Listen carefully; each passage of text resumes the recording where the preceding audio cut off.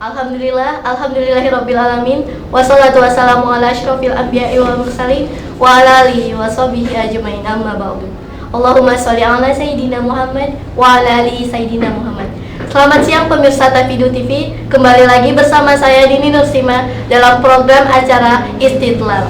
Bersama saya sudah hadir narasumber kita, Dr. Haji Ahmad Rozai Akbar SSAG MH. Nah, Assalamualaikum Pak, sehat kabarnya? Alhamdulillah sehat. Oke. Baiklah pemirsa Tafidu TV, di episode sebelumnya kita membahas tentang pengertian hukum Islam, baik dari segi istilah, terminologi, dan hakikatnya. Nah, untuk hari ini kita akan membahas sumber-sumber hukum Islam itu sendiri, yakni mungkin hukum seperti yang kita ketahui, sumber hukum Islam itu ada Al-Quran, Sunnah, dan Ijtihad. Dan hari ini kita akan memperdalam ilmu kita ini bersama Bapak Dr. Rozai Akbar. Oke Pak, bisa berikan sedikit masukannya tentang sumber-sumber hukum Islam itu Pak? Ya, baik. Assalamualaikum warahmatullahi wabarakatuh. Bismillahirrahmanirrahim. Alhamdulillahirabbil alamin. Pada pertemuan kali ini kita kembali melanjutkan kajian kita terdahulu tentang hukum Islam, ya, istidlal. Pada pertemuan terdahulu kita telah membahas tentang hakikat hukum Islam, kemudian ruang lingkup pembahasan tentang ilmu usul fikih secara keseluruhan.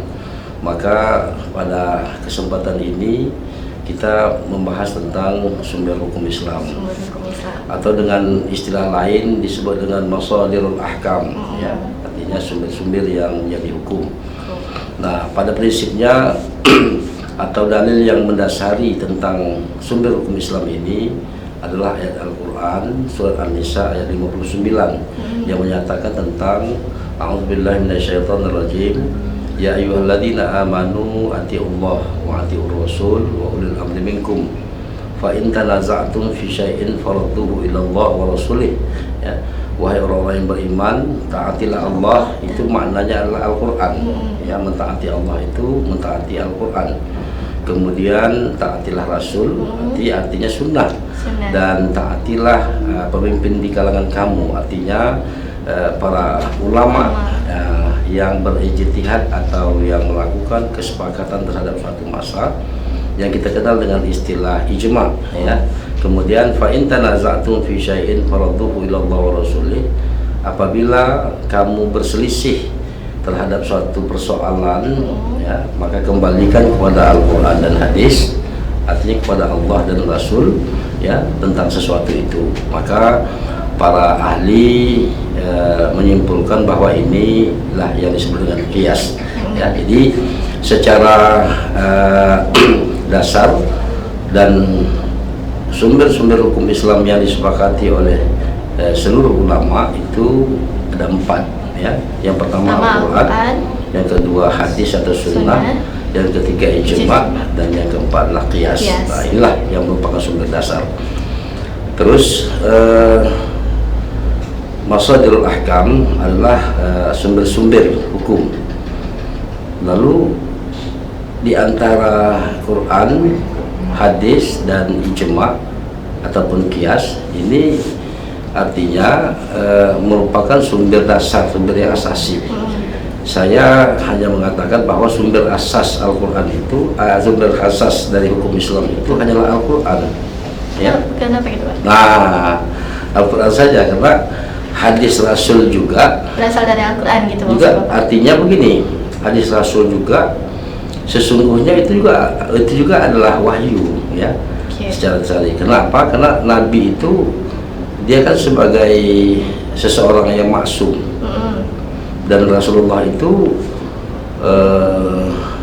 ketika dia melakukan misalnya baik dalam perbuatan atau dalam perkataan kesalahan, maka Allah langsung turun menegur atau memperbaikinya, ya.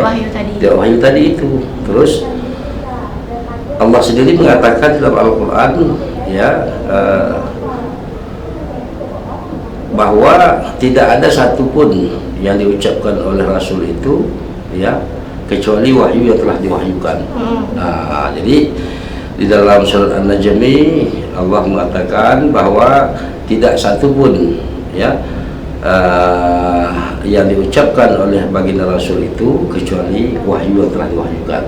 Artinya saya melihat bahwa hadis atau sunnah itu kan maknanya adalah sesuatu yang dinisbahkan kepada Nabi dan kepada Rasulullah Muhammad SAW ya. Tapi kan untuk kita semua juga Pak.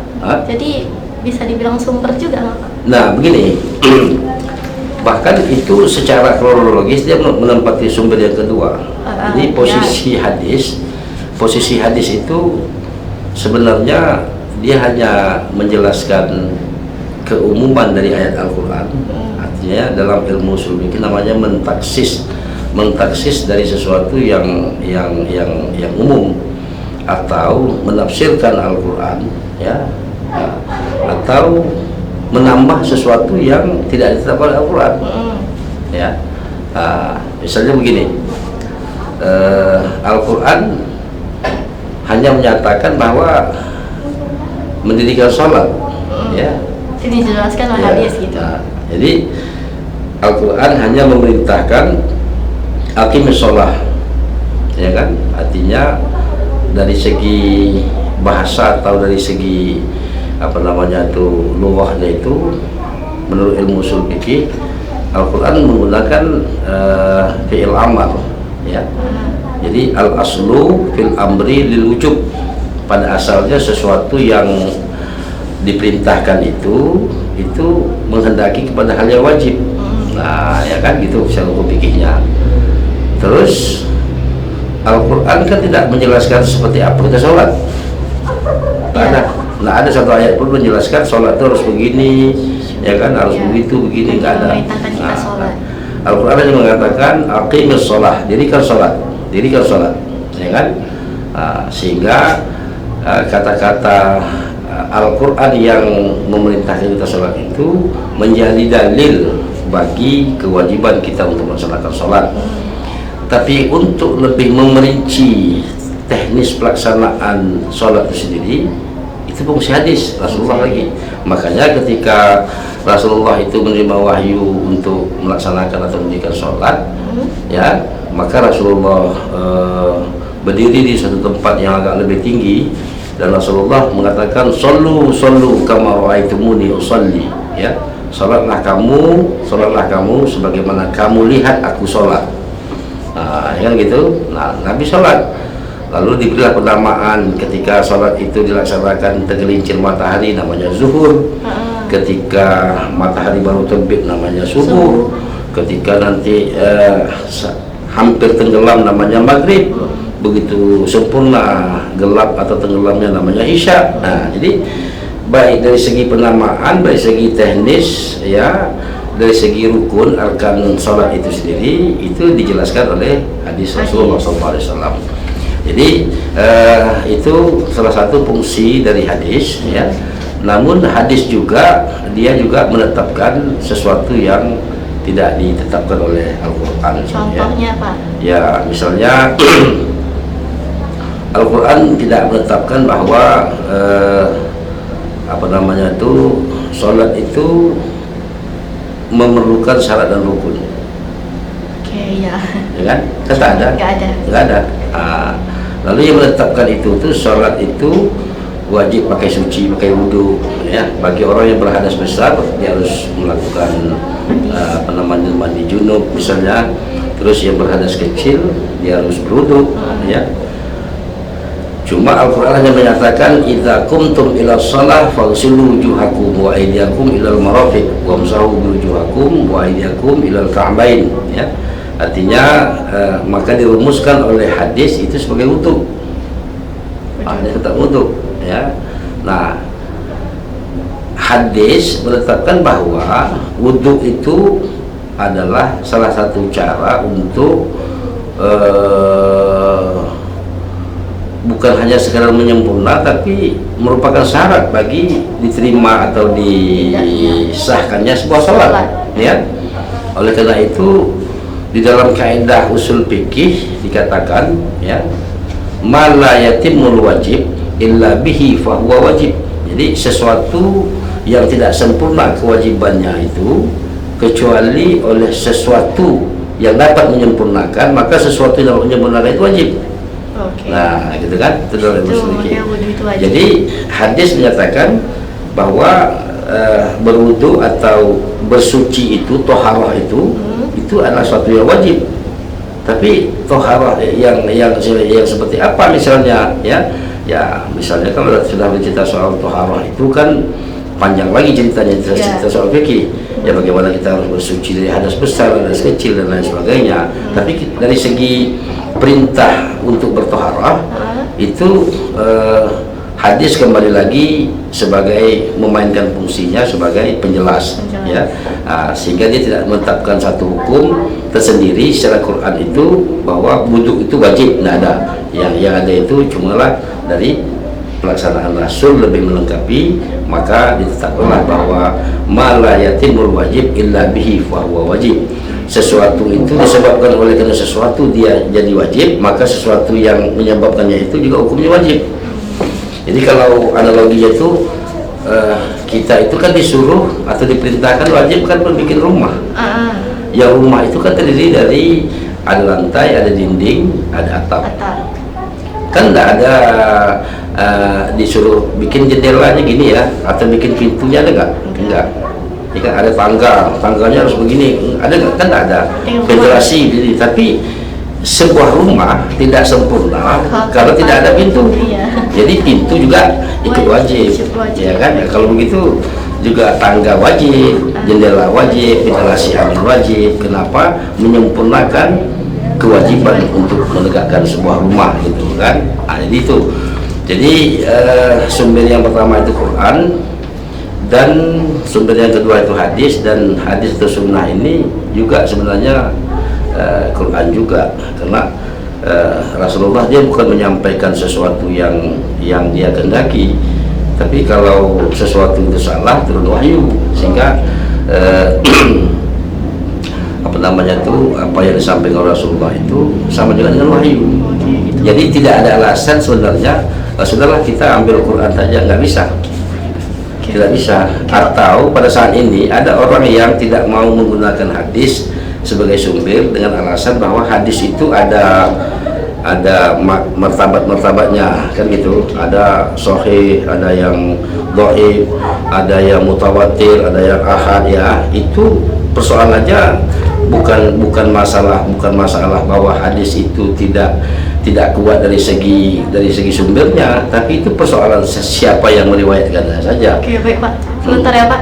Ada pariwara yang akan lewat berikut ini, pemirsa. Jangan kemana-mana, tetap di Tafidu TV.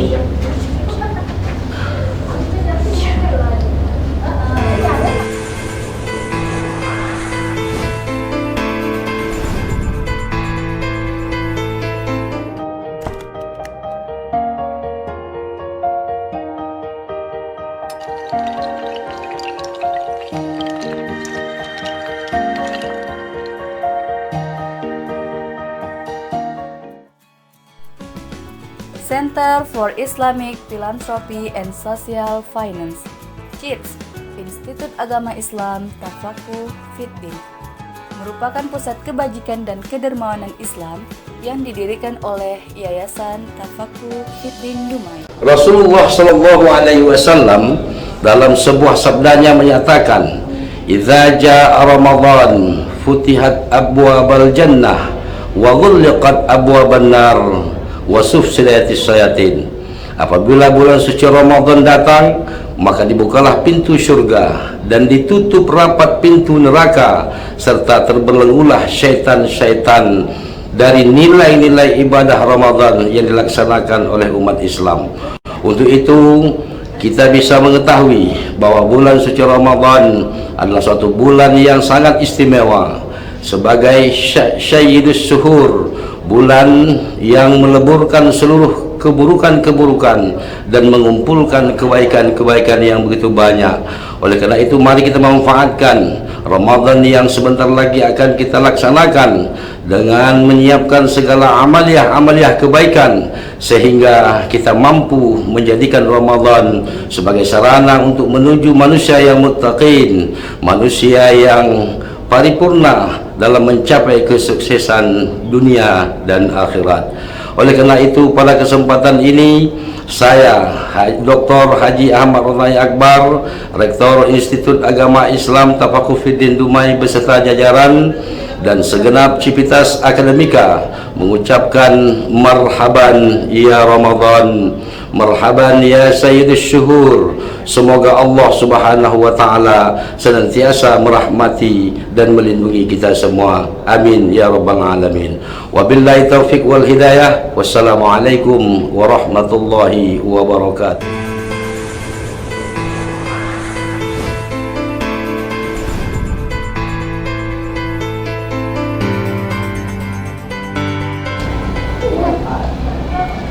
Kembali lagi bersama kami di Tafidu TV, menggamit keceriaan, cerdas, dan berwawasan.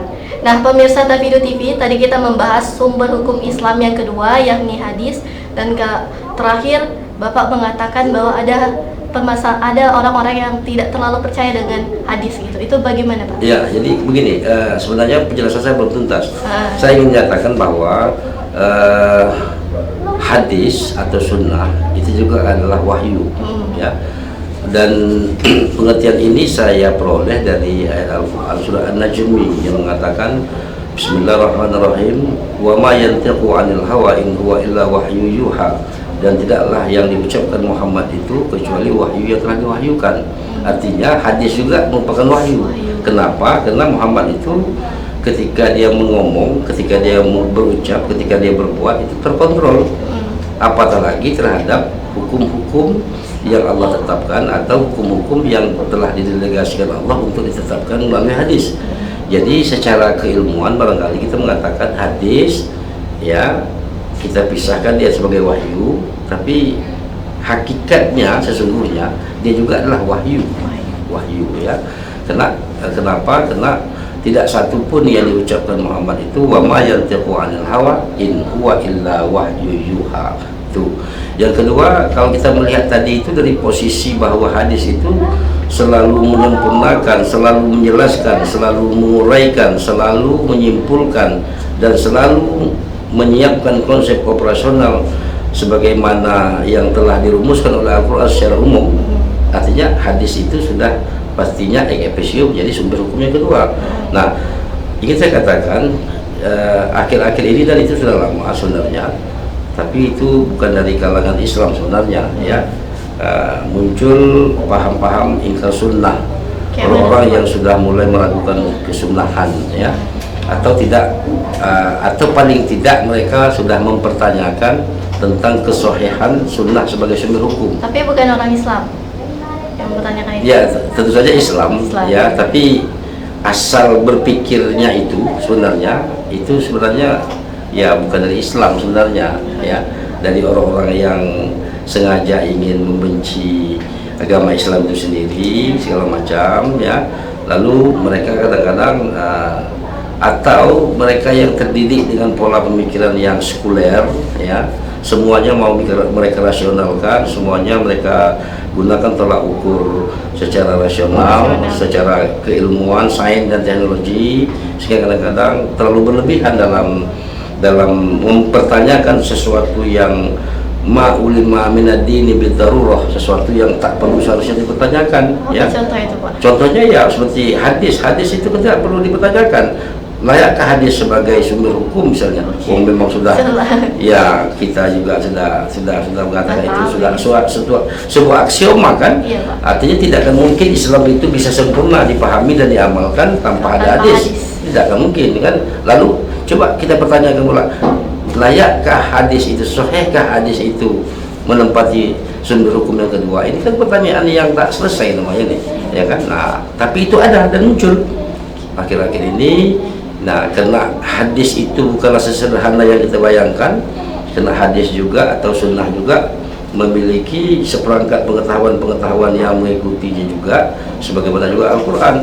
Kalau Al-Quran punya ada ulumul Qur'annya, ada sejarah apa namanya itu, turunnya Al-Quran, nuzul Quran, ada nanti ilmu balaghah, ilmu mantik, ilmu bayan, ilmu segala macam yang berkaitan dengan Al-Quran. Demikian juga hadis. Nah, ketika ketika ada ulama-ulama yang ingin mencari hadis secara original, tentu berkaitan dengan periwayatan, ya. Nah, makanya sumber hadis ini tentu dilihat dari segi hadis itu apakah dia diriwayatkan oleh orang ramai atau oleh orang sedikit. Nah, dalam ilmu hadis itu kan ada tuh. Ada tingkatan hadis. Nah, hadis itu ada dua sebenarnya, ya. Kalau dalam kajian ilmu hadis, pertama ada ilmu riwayatul hadis, ya, dan yang kedua ada namanya ilmu dirayatul hadis. Nah, ilmu riwayatul hadis adalah ilmu yang mengkaji tentang periwayatan hadis.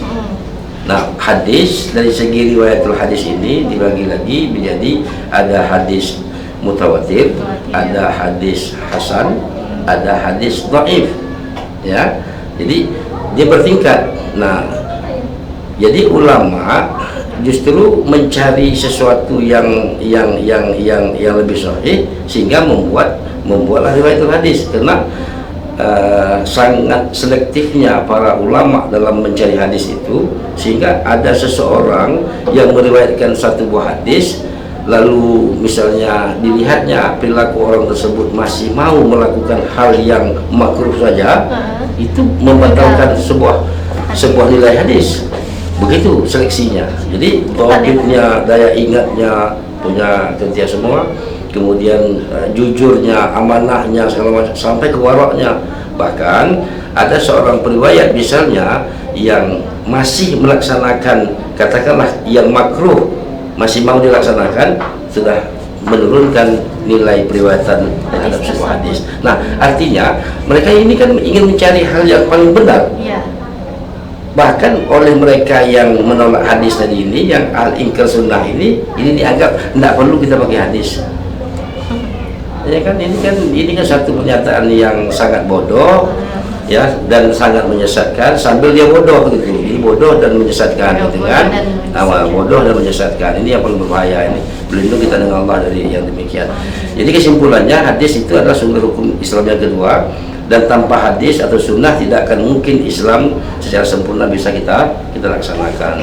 Atau dalam bahasa akademiknya itu, hukum-hukum institusi Allah dari langit untuk dibumikan itu tidak akan mungkin tanpa ada hadis. Makanya Rasulullah itu adalah sebagai Rasulullah, ya kan, untuk menyampaikan pesan-pesan Allah. Lanjut yang ketiga, Pak. Oke, yang ketiga ada ijma', ya. Ijma' itu adalah kesepakatan para ulama untuk suatu waktu, ya, baik dalam perbuatan maupun dalam perkataan, ya.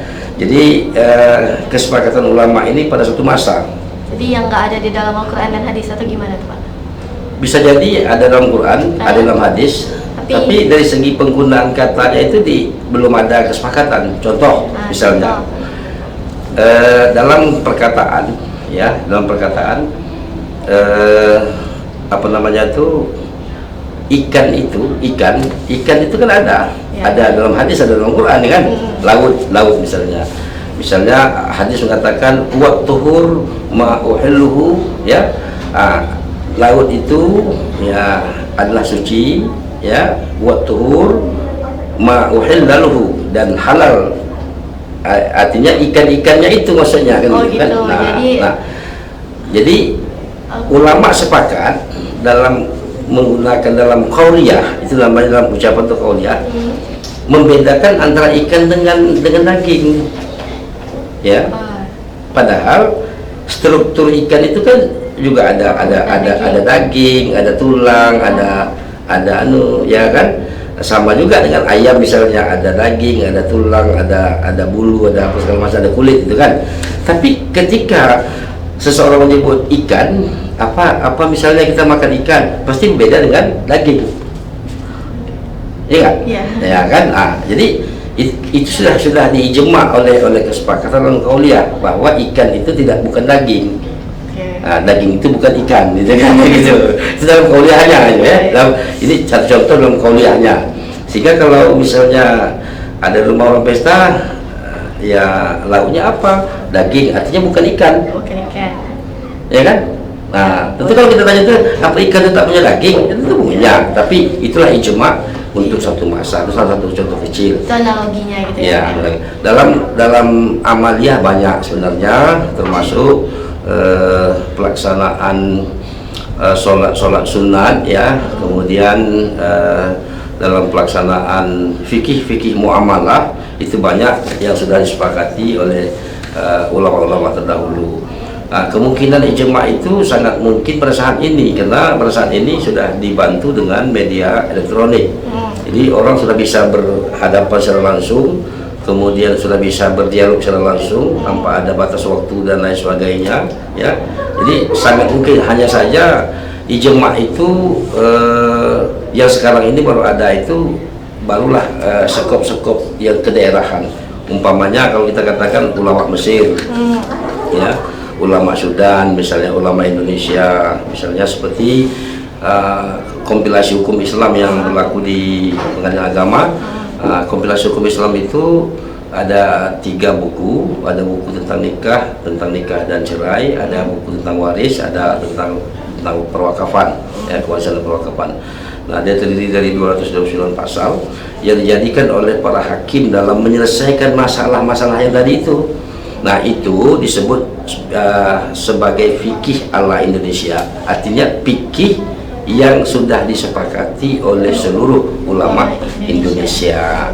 Nah, jadi pada hari ini baru ada seperti itu, karena kita ini dibatasi oleh persoalannya itu oleh struktur kebudayaan, struktur kewilayahan dan sosial politik, sehingga tidak satu persoalan agama tak bisa, persoalan Mesir tak bisa pindah ke Indonesia, persoalan Mekah tentu beda lagi gitu. Ya. Terus jadi kesepakatan itu bisa saja menjadi sumber hukum yang ketiga ya. Hanya saja berdasarkan Al-Quran dan hadis tadi ya, tentu saja itu pasti itu Al-Quran, hadis atau sunnah, kemudian ijma. Lalu yang ketiga itu, yang keempat itu adalah ijtihad atau qiyas. Jadi Imam Syafi'i menganggap bahwa qiyas itu adalah ijtihad. Ijtihad itu sebenarnya saya ingin katakan, ijtihad itu adalah menggabungkan antara akal dan wahyu. Oke, baik Pak. Sebentar pemirsa Tafido TV, kita jeda dulu. Ada yang mau lewat berikut ini.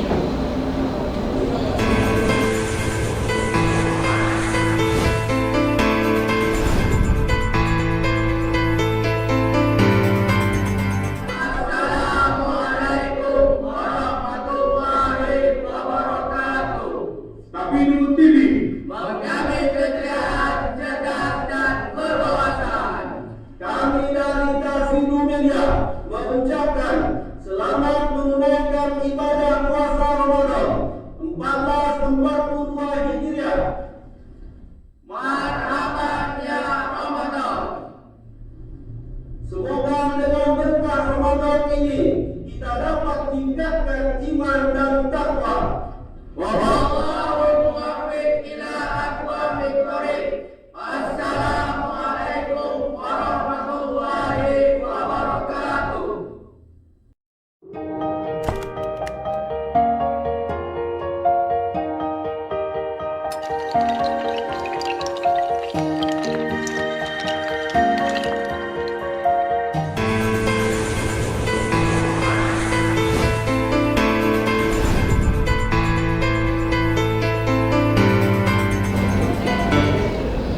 Kembali lagi bersama kami di Tafido TV, menggamit keceriaan, cerdas, dan berwawasan. Nah, kita udah masuk sumber hukum Islam yang keempat nih, ijtihad atau qiyas. Sama ya Pak, ijtihad atau qiyas itu? Berarti ragu Anda ya. Atau ada perbedaan qiyas kalimat? itu sebuah nama untuk suatu persoalan. Tapi kerja melakukan qiyas itu ijtihad namanya. Kerjanya ijtihad. Orangnya mujtahid. Ya, kalau sudah dia keluar menjadi sebuah pendapat, namanya itu madhab. Jadi madhab itu jalan yang ditempuh oleh para mujtahid.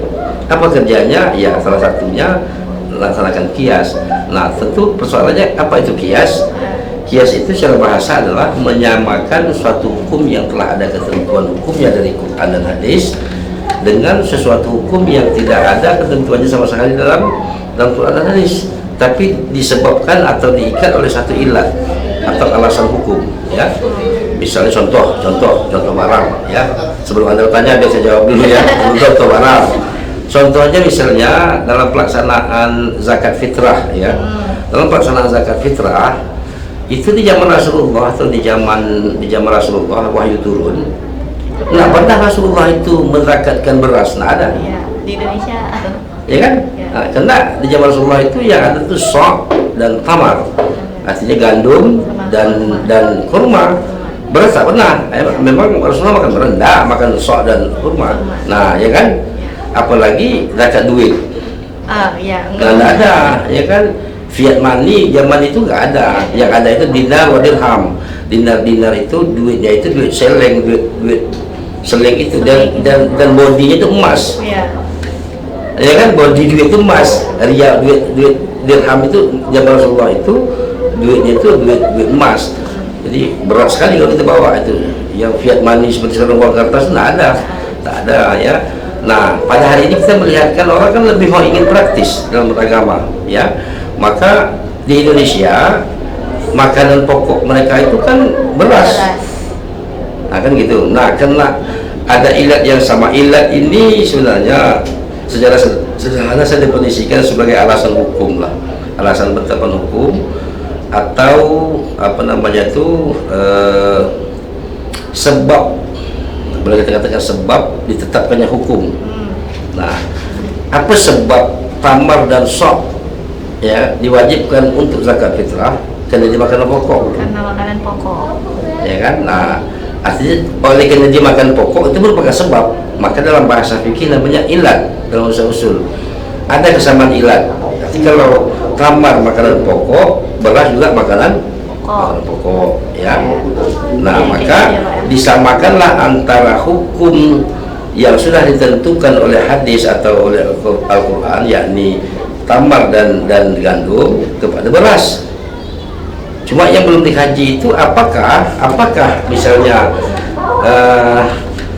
zakat yang dikeluarkan di zaman Rasulullah itu langsung bisa dikonsumsi karena dia tamar kan, atau gandumnya mudah dimasak mungkin. Atau belum, Nah, kalau kita kan beras yang mentah, beras yang mentah kita kasihkan gitu, yang tidak bisa dikonsumsi langsung. Nah, ini perlu kajian tersendiri sebenarnya ya. Menurut saya orang-orang syariah nanti akan mengkaji itu apakah betul beras, persoalan bahwa dia sama-sama makan pokok, ya itu tidak ada masalah, kita tidak berselisih tentang itu. Tapi udah dimasak atau belum itu? Nah, cuma apakah beras itu sudah bisa langsung dikonsumsi atau belum, itu yang jadi perlu ada ruang kajian. Oke, jadi selama ini belum pernah dikaji gitu. Saya pikir belum ada yang kaji, tapi memang di ceramah-ceramah agama sudah pernah disampaikan juga. Bahkan saya melihat hari ini pelaksanaan kias itu diplesetkan lagi gitu. Misalnya gini, plesetkannya gini, orang ada sistem unit pengumpulan zakat itu di masjid-masjid misalnya, dia menjual beras itu berkali-kali, ngerti? Berkali-kali. Jadi beras itu sudah ditimbang dengan harganya masing-masing. 2 kilo setengah, lalu nanti ada mustahik mau zakat, dijualnya beras itu, di akadnya dibayarin duit.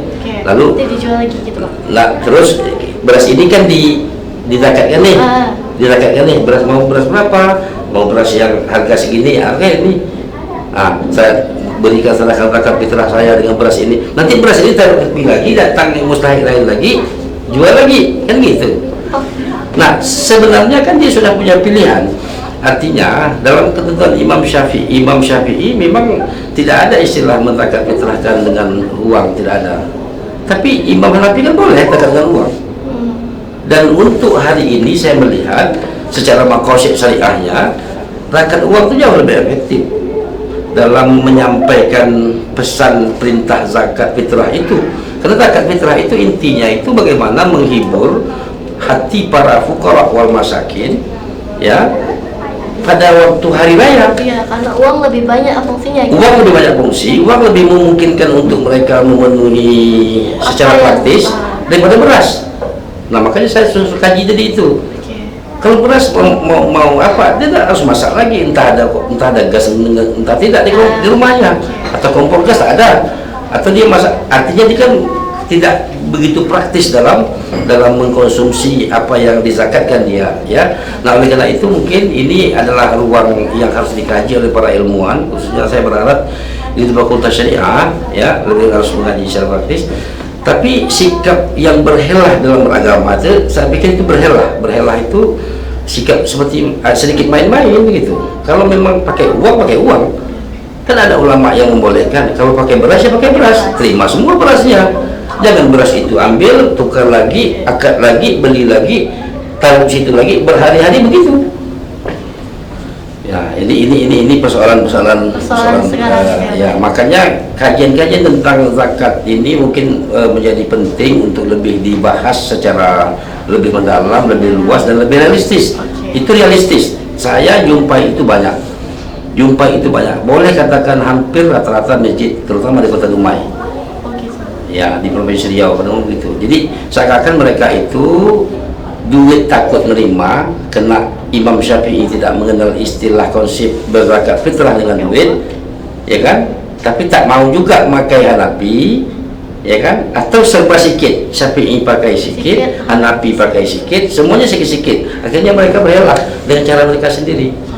Semakin menarik nih Pak. Tapi kita lagi-lagi pemirsa Tafido TV terbatas oleh waktu.